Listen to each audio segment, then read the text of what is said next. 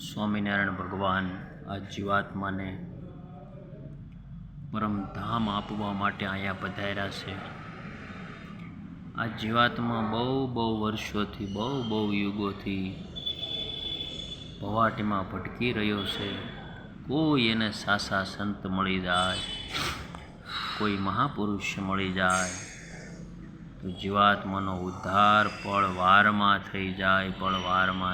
વાલા ભક્તો, માટે પરમાત્માની ભક્તિ નિત્ય કરવી, પરમાત્માની શક્તિની અંદર આપણી દિવ્યતા પ્રાપ્ત થઈ જાય, પરમાત્માની આ ભક્તિની અંદર આપણી ભવ્યતા પ્રાપ્ત થઈ જાય તો પરમાત્મા મળી જાય એમ છે. વાલા ભક્તો, આપણે જીવનના સંગે રહી અને પરમાત્માને પામી જઈએ અને પરમાત્માને મળી જઈએ. બસ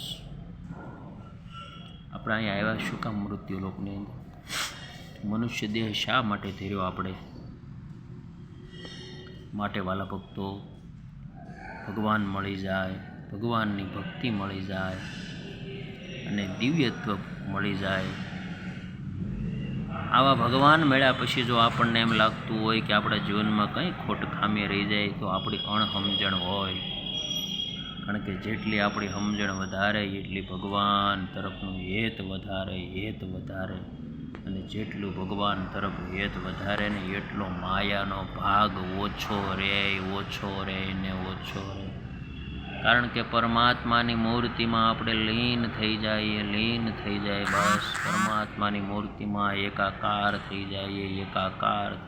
બસ આ પરમાત્મા મળ્યા, આ ભગવાન મળ્યા, આ સંતો મળ્યા. કેટલી દિવ્યતા, કેટલી